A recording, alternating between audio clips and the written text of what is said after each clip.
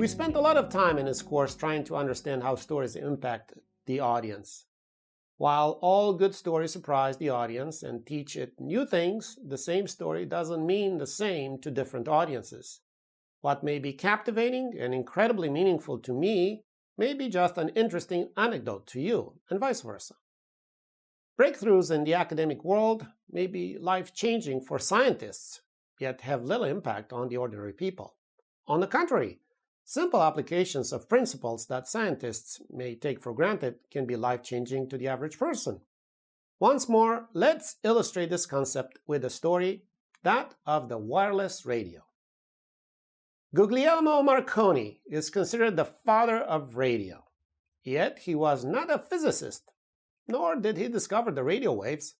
In fact, when he started his work on radio, the waves had been known for a few years. What he did, however, was to find a way to put the waves to work.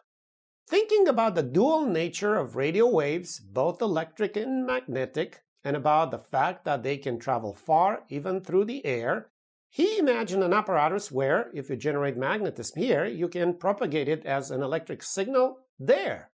To each action, there will be a reaction. Simple, no?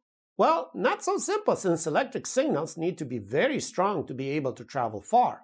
However, in 1894, after much tinkering with wires and batteries, he did it.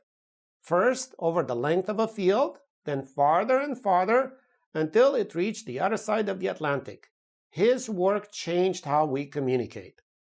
Struggling to find investors who would share his interest in Italy, he patented his invention in the UK in 1896 and began setting up wireless stations throughout Britain, the US, and Canada. All of a sudden, everybody wanted to apply electric waves to communication.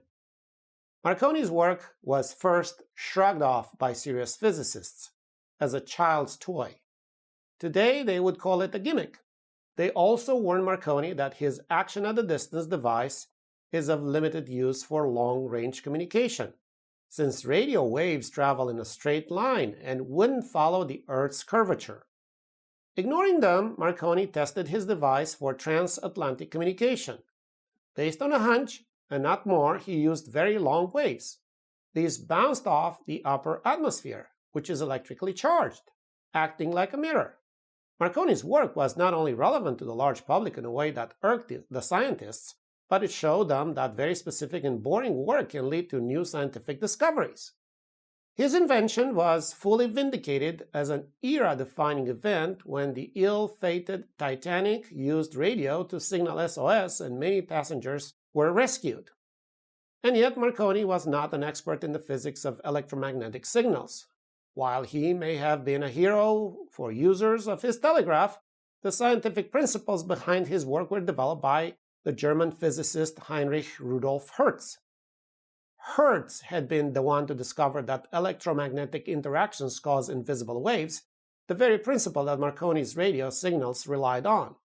His work, in turn, had been predicted in 1864 by English physicist James Clerk Maxwell, who proved that electromagnetic waves must exist mathematically, but did not manage to demonstrate them empirically. In fact, Marconi's 1894 work was inspired by reading Hertz's work, which had regained attention that year due to Hertz's passing. In the world of data storytelling, there are ways to visualize information that, while unimpressive or trivial for scientists, can have a very powerful appeal for the ordinary people. Consider this chart published by Wall Street Journal, illustrating the incredible effect of vaccination. In 1961, the first effective vaccine for measles was introduced in the US, across the board, and suddenly the disease was brought to its knees. The visual and numeric story is so powerful due to doubts that some individuals might nourish about vaccines, which they see as a way to make us sick to get us better. This image shows clearly that the disease was erased from the United States the way you wipe clean a blackboard. All the red and yellow squares suggested thousands of cases. The pale blue shows little to almost no cases.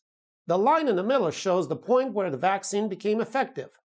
This data story is so powerful because it talks both to the mind and to the heart. There's something emotional in seeing how the red and yellow dots of death turn into pale blue.